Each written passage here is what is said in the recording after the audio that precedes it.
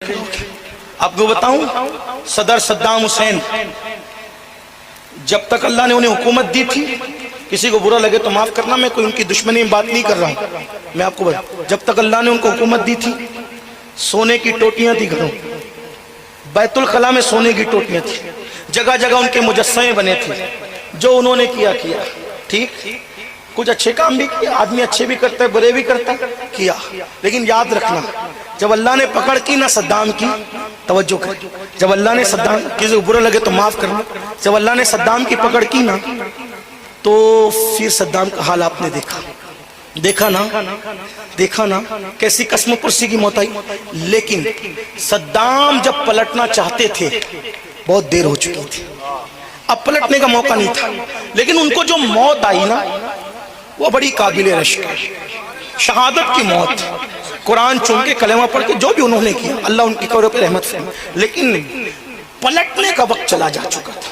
میں یہ نہیں کہہ رہا ہوں کہ وہ ایسے تھے کچھ نہیں، کوئی پوزیٹو نیگیٹو کوئی بات ان کے بارے میں نہیں، لیکن کوئی ہو جب دولت کے نشے میں آدمی اللہ کو بھولتا ہے، پھر کوئی قدرت اس کی پکڑ کرتی ہے، اور جب قدرت پکڑ کر لے پھر آدمی پلٹنا چاہے بھی تو وقت ختم ہو جاتا ہے۔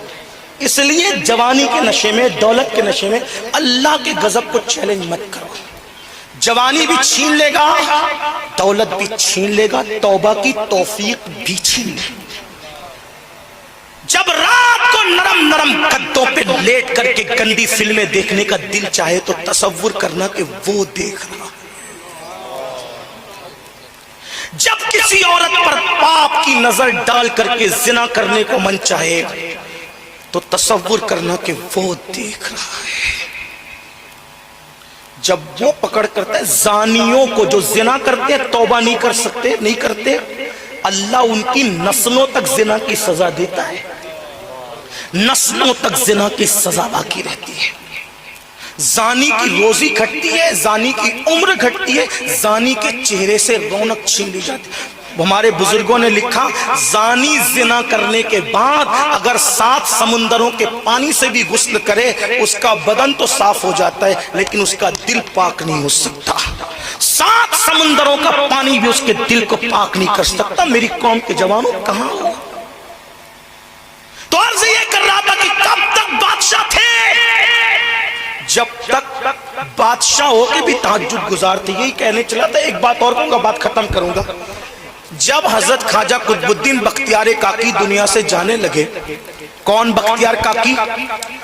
خو گرے حمد سے تھوڑا سا گلہ بھی سن لے، وہ بختیار جو آج کل عام پیروں کی طرح پیر نہیں تھے، حالانکہ آج کل کچھ پیران نظام بہت بلند ہے، ان کی جوتیاں میرے سر پہ، لیکن جاہل جپٹ جو آج نکلے ہیں نا 10 ہاتھوں میں انگوٹھیاں اور تجھے نماز کی کیا ضرورت اور میں بخشوا دوں گا، یہ بات تو رسول اللہ نے بھی نہیں فرمائی کہ نماز مت پڑھو میں بخشوا دوں گا، یہ تو حضور نے بھی نہیں فرمائی، یہ کون چلے آئے؟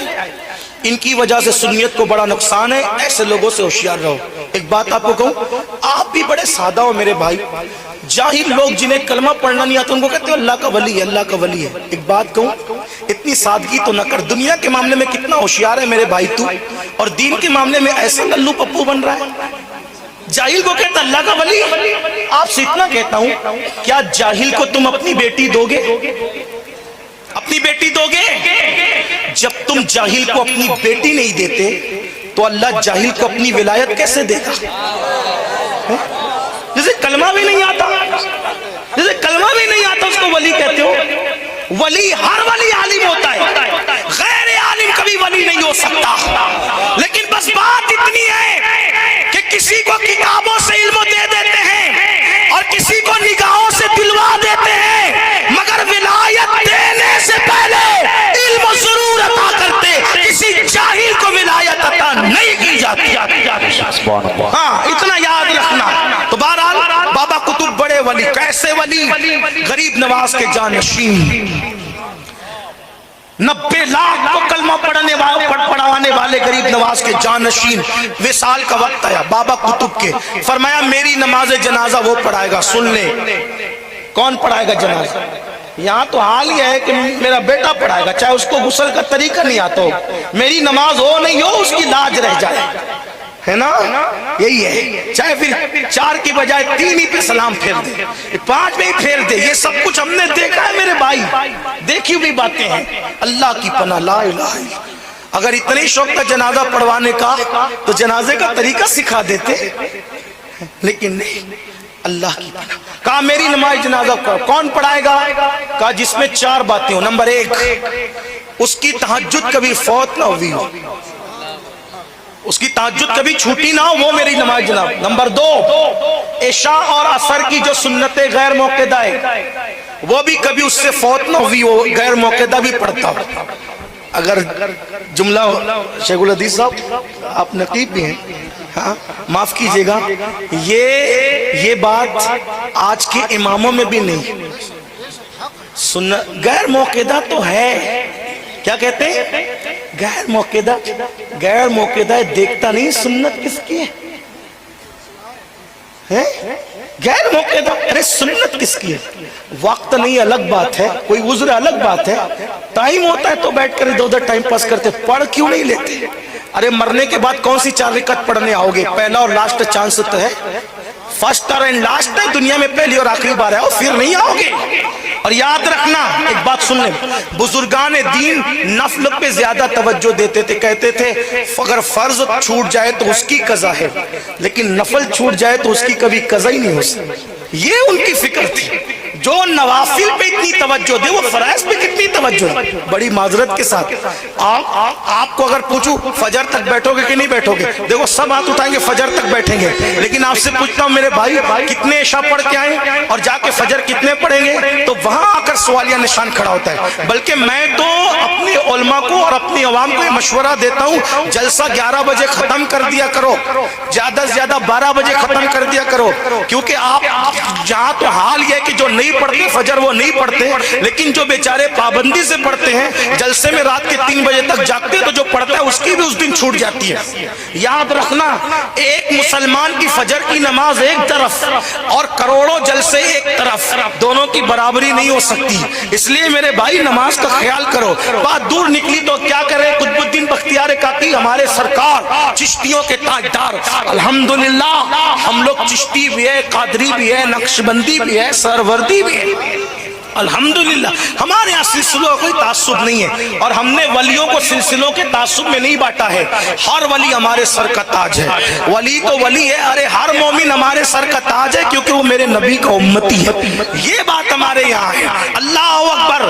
تو عرض یہ کر رہا تھا, فرمایا پہلی شرط تہجد فوت نہ ہوئی ہو, دوسری شرط سنتیں غیر موقدہ نہ چھوٹی ہو, تیسری شرط کبھی تکبیر اولا نہیں چھوٹی ہو اس کی, یعنی ہر نماز جماعت سے پڑھتا ہو, اور جماعت میں بھی کبھی رکوع میں آ گیا کبھی سجدے میں آ گیا نہیں, ہمیشہ پہلی تکبیر سے جماعت میں لگتا ہو.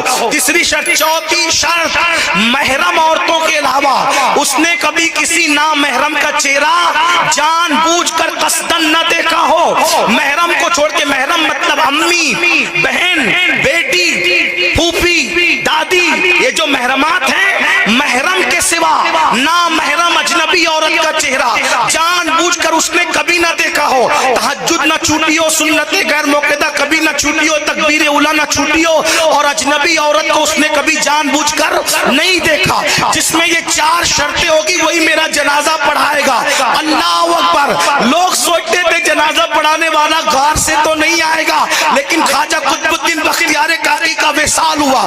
علامہ احمد جام کے شعر پر, کشتگان خنجر تسلیم راہ ہر زمان از غیب جانے دیگر راست, اس پر وصال ہوا. وصال کے بعد جنازہ تیار ہوا. تیار ہونے کے بعد لوگ سوچنے لگے کون پڑھائے گا, کون پڑھائے گا, کون پڑھائے گا. کون آیا پڑھانے پتہ ہے؟ دلی کا بادشاہ سلطان شمس الدین التمشائے. اور آنے کے بعد سینہ تان کے نہیں کہا کہ دیکھو میں تہجد گزار ہوں.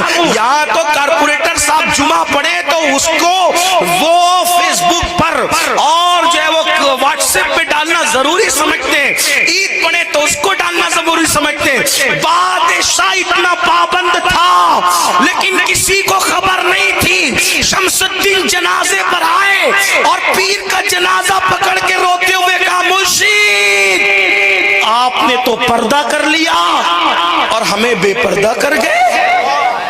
آپ نے تو